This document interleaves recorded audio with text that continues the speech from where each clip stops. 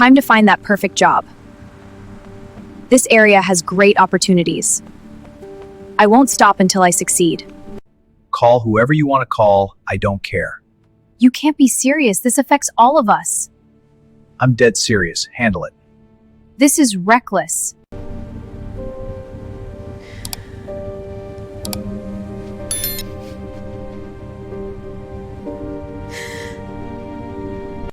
Wait, we need to talk. Talk? I'm done talking. Please, don't walk out like this. Save it. I quit. This is a mistake. Before we begin, let me ask you something. Have you ever been dismissed? Have you ever walked into a room and been made to feel like you didn't belong? Like your presence was an inconvenience? Like you were invisible? If you have, then this story is for you. Because this is the story of Maya Collins. And this is the story of a man named Richard Holt. And this is the story of what happens when pride meets its mirror. The day Richard Holt laughed at Maya Collins was a Tuesday in October. It was the kind of cold morning that bites through your jacket and reminds you that winter is coming whether you are ready or not. Maya had been awake since 5. She ironed her only blazer, the navy blue one she bought from a Goodwill store on Marshall Street for $12. She polished her shoes. She braided her hair neatly. She printed 3 copies of her resume on the library printer because her laptop had stopped working 2 weeks ago, and she hadn't had the money to fix it. She ate half a granola bar for breakfast because the other half was for the bus ride back home, in case things went badly. Maya Collins was 23 years old. She lived in a small studio apartment in the south side of Chicago, the kind of neighborhood where the buildings are tired and the people are trying. She had grown up there, in a 2-bedroom house on Carver Street, with her mother Linda, who cleaned hotel rooms for a living, and her older brother Marcus, who had left Chicago at 18 on a football scholarship and never really looked back. Not because he didn't love them. He did. But the world had opened up for Marcus in ways it hadn't for the rest of the family, and sometimes when a door opens wide enough, you walk through it and the distance between you and where you came from grows without you even noticing. Maya didn't resent Marcus for that. She understood it. She loved her brother fiercely, the way only a younger sister who watched her big brother fight his way out of nothing can love someone. She kept his old football jersey folded in her dresser drawer. She read every article ever written about him. She told anyone who would listen about her brother. But she never called to ask him for help. Not once. That wasn't how Linda Collins raised her children.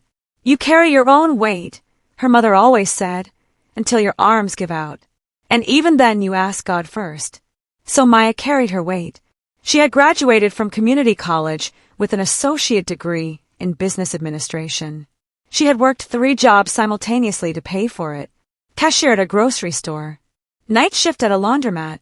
Weekend babysitter for a family in Oak Park. She had graduated with honors. She had applied to 37 companies in the 6 months since graduation. She had received 11 responses, 7 rejections, 3 interview invitations that led to nothing, and 1 final interview, this one, at Holt Enterprises on North Michigan Avenue. Holt Enterprises was a real estate and investment firm. Glass towers and marble lobbies, and the kind of quiet that only money can buy. Richard Holt had built it over 20 years from a small property management company into one of the most powerful investment firms in the Midwest. He was 52, silver-haired, sharp-jawed, and known in Chicago business circles as a man who did not suffer fools. His picture was in Forbes. His name was on buildings. His opinion moved markets. People called him Mr. Holt or Sir, and they said both words carefully. Maya took 3 buses to get to the interview. She arrived 15 minutes early because her mother taught her that on time is late and early is on time. She sat in the lobby and looked around at the marble floors and the tall ceilings and the receptionists in their tailored clothes, and she felt, for just a moment, the particular kind of smallness that beautiful, expensive places can make a person feel. But she straightened her spine. She reviewed her notes. She breathed. She was ready. The HR assistant, a thin young man named Trevor, came to collect her at exactly 9 o'clock. He walked fast and didn't make much conversation. He led her to the 23rd floor, into a large conference room with floor-to-ceiling windows overlooking Lake Michigan. The view was stunning. Gray water stretching to the horizon. Maya had lived in Chicago her whole life, and still that view took her breath away. She waited in the conference room for 20 minutes. Then the door opened. Richard Holt walked in the way powerful men walk, like the room rearranged itself around them. He was followed by two assistants, a woman with a tablet and a man with a notepad. He sat down across from Maya without introducing himself, as though she should already know who he was. He picked up her resume from the table. He looked at it for approximately 10 seconds. Then he put it back down. Community college, he said. Not a question. A verdict. Yes, sir. Wilbur College. I graduated with honors and a 3.8 GPA, Maya said steadily. Richard Holt leaned back in his chair. He looked at her the way you look at something that doesn't quite belong where it's been placed. His eyes moved from her braided hair to her Goodwill blazer to her carefully polished shoes, and in that one slow sweep, Maya felt every dollar she didn't have. We typically recruit from Northwestern. University of Chicago. DePaul at the very minimum, he said. This position requires a certain caliber. I understand, sir. But caliber is about capability, not just credentials. I've managed inventory systems, supervised staff, and handled client accounts across 3 different industries simultaneously while completing my degree. I believe that experience speaks to Miss Collins. He cut her off, not rudely exactly, but firmly, the way you close a door. I appreciate you coming in, but I think we both know this isn't the right fit. He glanced at his assistant. Trevor will validate your parking. Maya didn't have a car. She had taken 3 buses. She sat very still for a moment. Then she said quietly, Mr. Holt, I don't have parking to validate. I took the bus. 3 of them. I woke up at 5 this morning, ironed this blazer, printed my resume at the library, and came here prepared to give you every reason to hire me. I am not asking for charity. I am asking for a fair chance. Something flickered across Richard Holt's face. She couldn't tell if it was surprise, or irritation, or something else entirely. He looked at her for a long moment. Then he did something that would live in Maya's memory for years. He smiled. Not a kind smile. A smile that said he found something amusing that she did not. A fair chance, he repeated. This is a competitive firm, Miss Collins, not a community outreach program. He stood up, buttoning his jacket. I wish you the best. He turned to leave. I have references, Maya said. Her voice didn't shake. She was proud of that later. Strong ones. Richard Holt paused at the door. He glanced back at her over his shoulder. Call whoever you want, he said, and there was that smile again, light and dismissive and sharp as a paper cut. It won't change anything. And then he walked out. Maya sat in that conference room for a moment after he left. The Lake Michigan view was still beautiful. The marble floors were still gleaming. And she was still the girl from the South Side in the $12 blazer who had just been told, in the most expensive room she had ever sat in, that she wasn't enough. She gathered her 3 printed resumes. She put them in her folder. She took the elevator down 23 floors. She walked out onto North Michigan Avenue. And then, because she was her mother's daughter and her mother had taught her that crying in public was something you did only when you absolutely could not help it, she waited until she was on the second bus home before she let the tears fall. Quietly, looking out the window at the city scrolling past. She wiped her face before she got off at her stop. She walked home. She made herself a cup of tea. She sat at her small kitchen table, and she thought about what to do next. Not about Richard Holt. Not about the smile. About what to do next. That was the thing about Maya Collins. She didn't spend long in the dark. She was her mother's daughter, and her mother had taught her something else too. She said, Baby, the ground is just another place to push off from. What Richard Holt did not know, on that Tuesday morning in October, was that Maya Collins had a brother. He knew about Marcus Collins, of course. Everyone in Chicago business circles knew about Marcus Collins.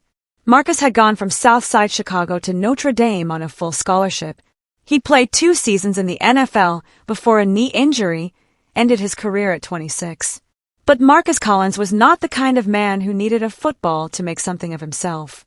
He had always been, even as a child on Carver Street, the kind of person who looked at problems and saw architecture.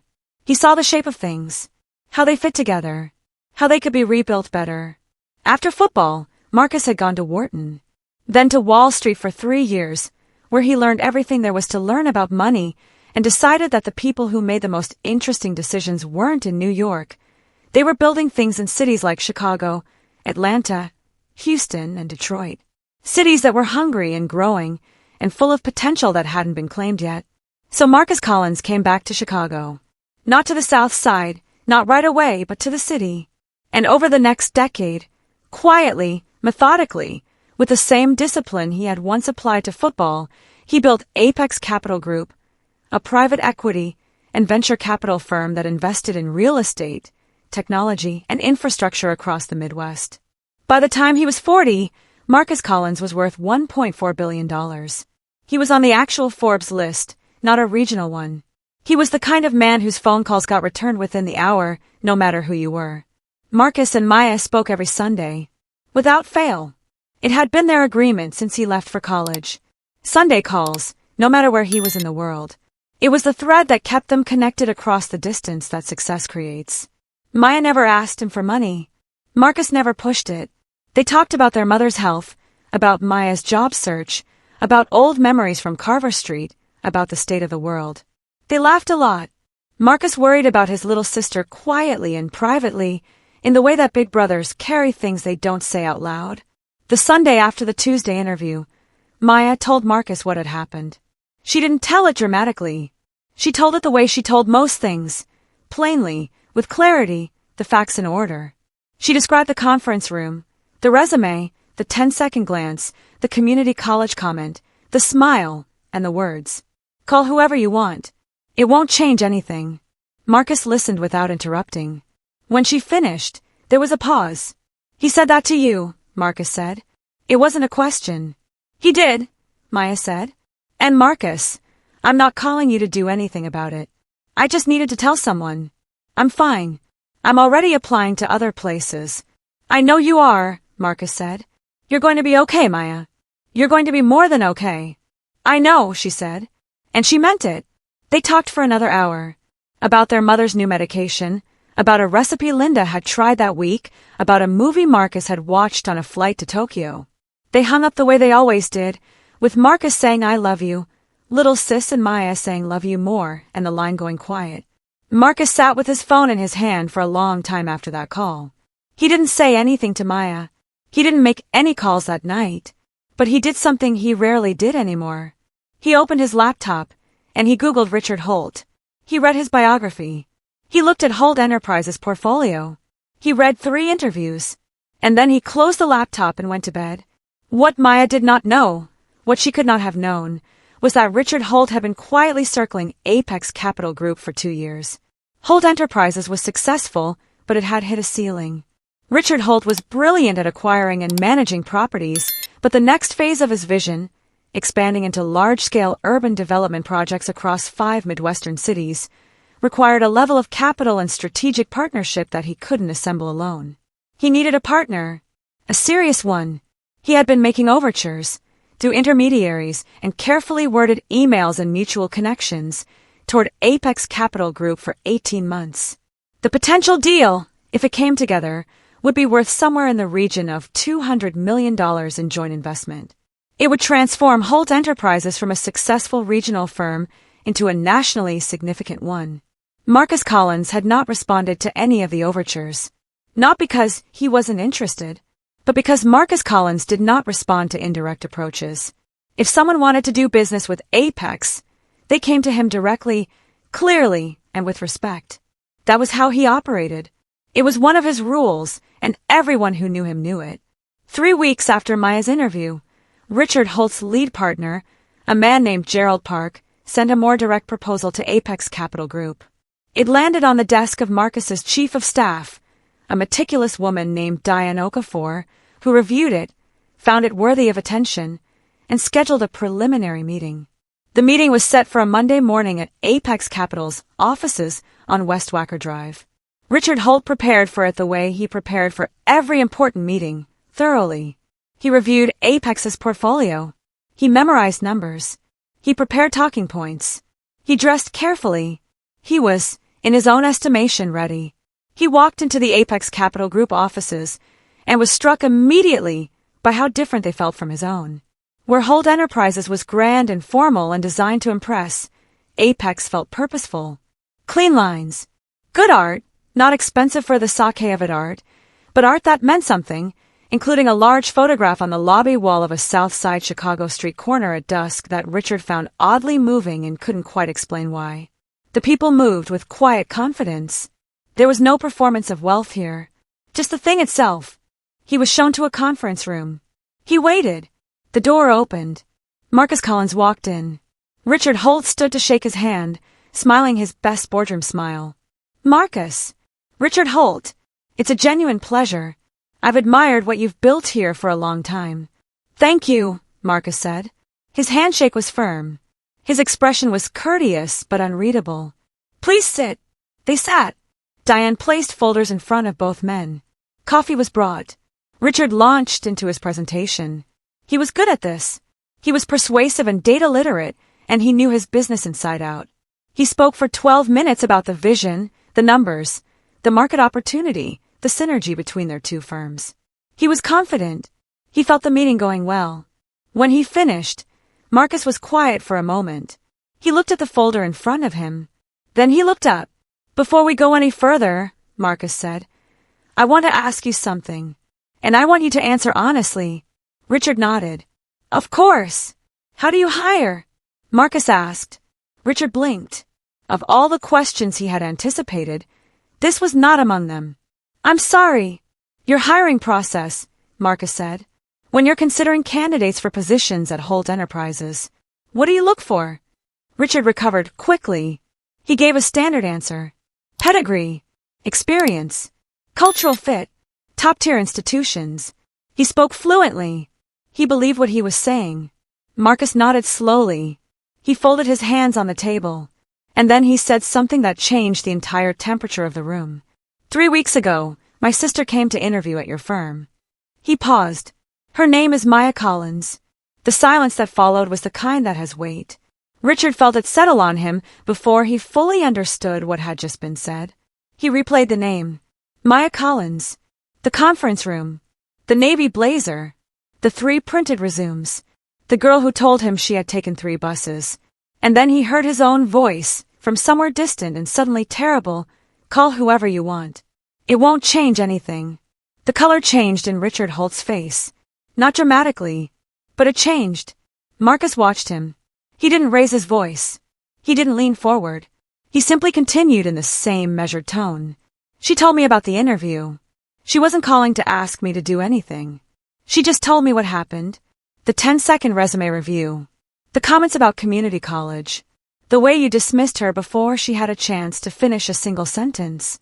He paused again. And what you said as you walked out. Richard opened his mouth. Then closed it.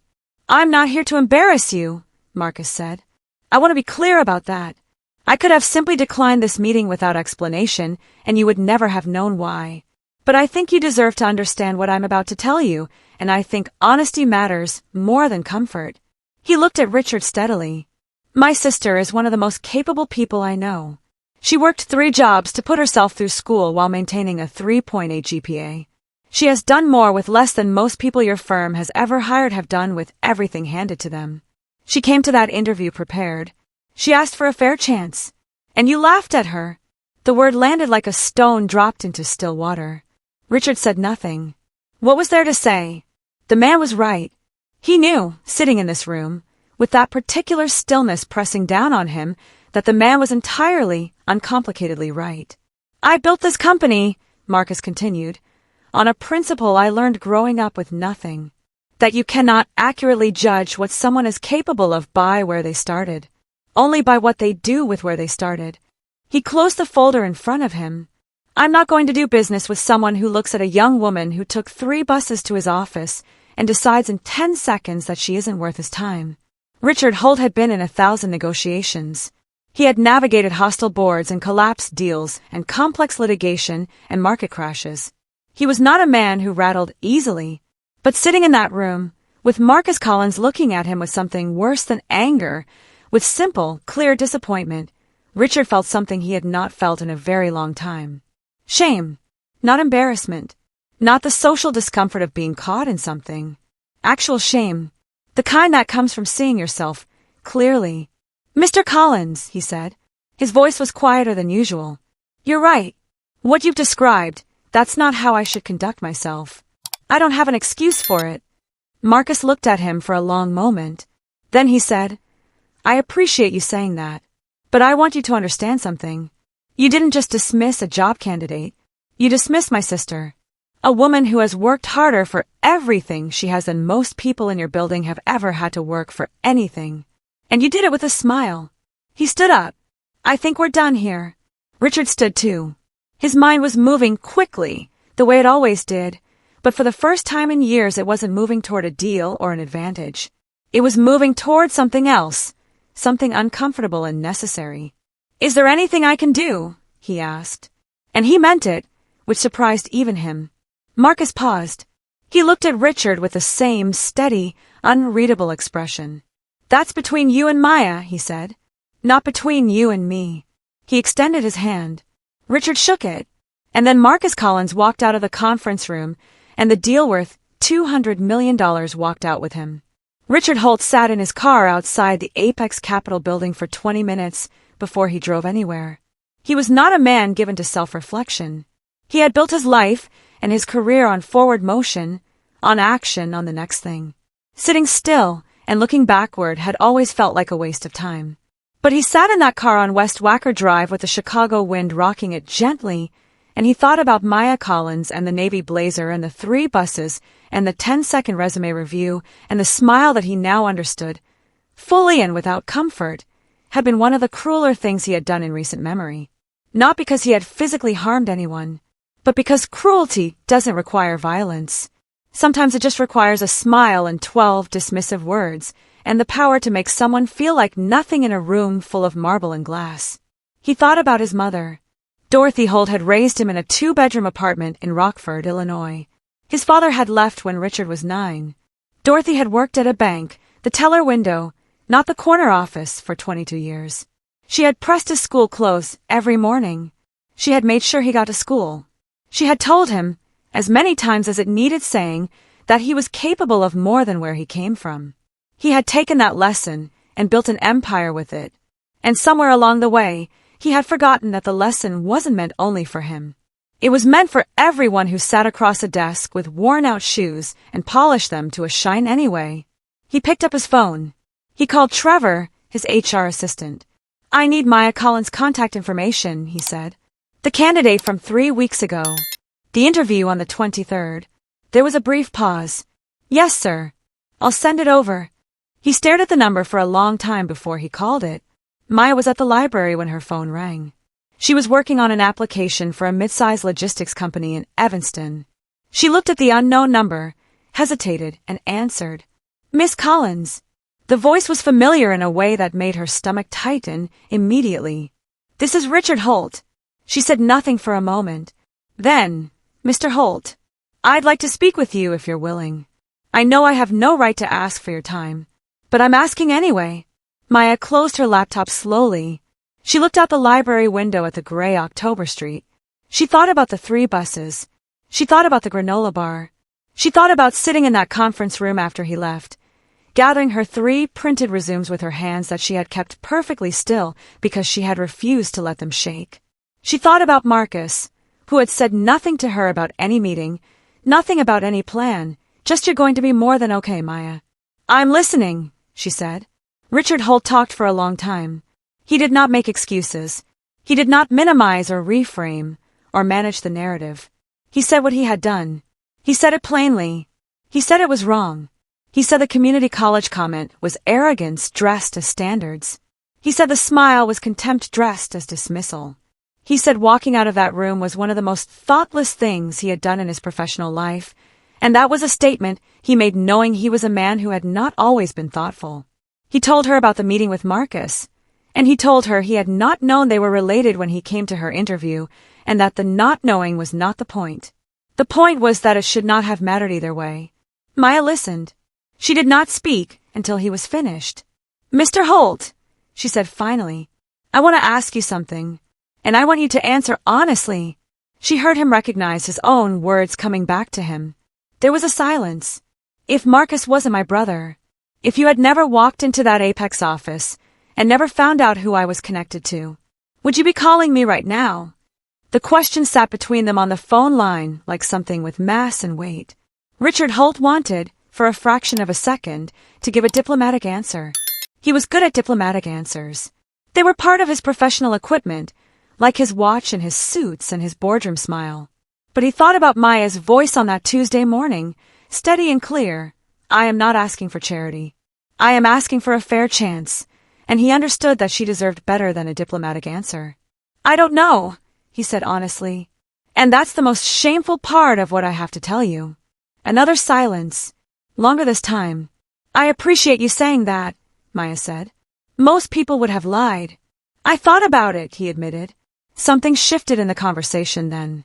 Not forgiveness. It was too early for that. And Maya was not the kind of woman who handed out forgiveness like a courtesy, but something like the beginning of a real exchange between two people who were being honest with each other, possibly for the first time. What do you want from this call, Mr. Holt? She asked. I want to offer you the position, he said. Not because of Marcus. Because I looked at your file properly. All of it. Your recommendations. Your work history. The essay you submitted with your application about your vision for operational systems in mid-market firms. He paused. It was excellent. It was actually better than most of what I've seen from candidates with the pedigree I usually require. I dismissed you before I read it. Maya was quiet. I also want to tell you that regardless of what you decide, I'm going to look at how we hire at Holt Enterprises, he continued. Because if we screened you out in 10 seconds, we've screened out others like you. And that means we've made ourselves smaller and called it standards. He took a breath. I don't want to run a small company dressed up as a big one. Maya looked out the library window for a long time. A woman was pushing a stroller along the sidewalk, leaning into the wind. A man was unlocking a bicycle from a rack. The ordinary city going about its ordinary Tuesday business. I'm going to need to think about it, she said. Of course, he said. Take all the time you need. She did think about it. For 4 days. She talked to her mother, who listened quietly, and then said what she always said. Baby, what does your gut tell you? She talked to Marcus, who said, It's your decision. Maya, completely. I'm proud of you either way. She talked to nobody else, because this was one of those decisions that belonged only to her. On the 5th day, she called Richard Holt back. I'll take the position, she said. On one condition. Name it. I'm not hired because of my brother. I'm not a symbol or a gesture or a lesson you're teaching yourself. I'm an employee. I'm evaluated by my work, promoted by my performance, and treated like every other person at that firm. Nothing more and nothing less. Agreed, Richard said, without hesitation. And Mr. Holt? Yes. The next time a candidate comes in wearing a Goodwill blazer and tells you they took 3 buses to get to your building, that's not a warning sign. That's a green flag. Remember that. Richard Holt was quiet for a moment. I will, he said. And for the first time in their acquaintance, when he said something, she believed him. Maya Collins started at Holt Enterprises on the first Monday of November. She wore the navy blazer. Not because it was the best thing she owned by then. Marcus had offered to take her shopping and she had, just this once, accepted. But because she wanted to remember. She wanted to walk through those glass doors and feel the distance between the girl who had been dismissed in this building and the woman who was walking back into it. Not in triumph, exactly. In truth. She was placed in the Operations Development Division, which was precisely where her skills lived. Within 3 months, her supervisor, a no-nonsense woman named Patricia Vance, had flagged her for early performance review. Within 6 months, she had redesigned the client intake system, cutting processing time by 31%. Within a year, she had been promoted to Senior Operations Associate. She did not get there because of Marcus. Marcus never set foot in Holt Enterprises. He and Richard Holt did not ultimately do business together, though the door, Richard quietly left open in case it ever made sense. Maya got there because she was exactly what she had told Richard Holt she was in that conference room on a cold October morning. Capable. Prepared. Worth a chance. Richard Holt changed. Not completely. People do not change completely, and anyone who tells you otherwise is selling something. But he changed in the ways that matter. He changed his hiring process. He brought in a team to audit the firm's recruitment criteria and remove the institutional biases that had been baked in for years. He started a partnership with 3 community colleges in the Chicago area, creating a pipeline for graduates who had never considered firms like his as an option and who had never been considered by firms like his in return. He did not announce this loudly. He did not write a press release about his personal growth. He just did the work, quietly and persistently, which is the only kind of change that counts for anything. He also did something else. At the firm's annual winter gathering that December, in front of the entire Holt Enterprises staff, Richard Holt stood at the podium and said something that surprised everyone in the room, including Maya, who was standing near the back by the windows overlooking the lake. "I want to acknowledge someone tonight," he said. "Not for what she's accomplished here, though that's worth acknowledging on its own terms, but for something she did on her very first day in contact with this company. She sat in a room where she had been dismissed, and she did not collapse, and she did not rage, and she did not do what I think most of us would have done. She gathered her things. She held her head up, and before she left, she looked me in the eye and told me the truth about what she deserved. I didn't listen that day. I should have. Maya Collins taught me something important about the difference between the price of something and its value. Those are not the same thing, and I had confused them for a long time." He raised his glass. "To people who tell you the truth when you need to hear it, even when you haven't earned the right to hear it from them." The room raised their glasses. Maya looked out at the lake. It was frozen along the edges now, the way Lake Michigan gets in December, ice pressing in from the shore while the deep water stayed dark and moving. She thought about her mother getting up at 4 in the morning. She thought about the granola bar. She thought about the second bus, the tears she had allowed herself, the window, the city scrolling past. She thought about Marcus's voice on Sunday mornings, a thread across the distance that success creates. She raised her glass too. There is something that nobody tells you about being overlooked. They tell you it's painful, which it is. They tell you to keep going, which you must. But nobody tells you about the clarity it gives you. When you are dismissed by someone who hasn't taken the time to see you, you learn something irreplaceable. You learn exactly what you are made of, because you have to reach down into yourself and find the thing that keeps you moving when the room has decided you don't belong in it. And when you find that thing, and you will find it if you keep looking, you never forget where it lives. You never forget how to reach for it again. Maya Collins knew where it lived. She had known since she was a girl on Carver Street, watching her mother carry a basin on her hip out the door before dawn. She had known it on 3 buses in October. She had known it in the library with her laptop and her applications, and her half a granola bar saved for the ride home. Richard Holt learned where it lived too. He learned it the hard way, sitting in a car on West Wacker Drive in the Chicago wind, replaying the voice of a girl who had told him plainly that she was not asking for charity. He learned it across a conference table from a man who had built $1 billion company on the same block of Chicago the girl had grown up on. He learned it every time he walked past Maya's office and saw her there, head down, working. He learned it the day he finally called Marcus Collins, not about a deal, not about business, but simply to say thank you. Marcus had been quiet on the line for a moment. Then he had said, "Don't thank me. Thank Maya. She's the one who went back." This is the story of Maya Collins. But it is also your story, and my story, because we have all been in that conference room, on one side of the table or the other. Maybe you have been the one dismissed, told your blazer wasn't the right kind, your school wasn't the right name, your neighborhood wasn't the right zip code. If you have, I want you to hear this clearly. Your value is not determined by the speed of someone else's judgment. Gather your resumes. Hold your head up. Take the bus home. And keep going. Because the room that dismissed you is not the last room. It is never the last room. And maybe you have been on the other side. Maybe you have smiled that smile. Maybe you have made that 10-second decision. Maybe you have walked out of a room where someone was still trying to speak. If that is you, it is not too late. The call you need to make is not to a billionaire. It is to your own conscience. Pick up the phone. Answer honestly. And then do better. Not for the deal. Not for the optics. For the simple and sufficient reason that it is right. Nobody succeeds alone. Behind every empire are people. People who handed over their last $50. People who guaranteed loans they couldn't afford to guarantee. People who believed when the world had not yet given them a reason to. Acknowledge them. Thank them. Remember their faces. Because one day, in a room you didn't expect, you will hear who is on the other line. And you will want to have been the kind of person who deserved the call.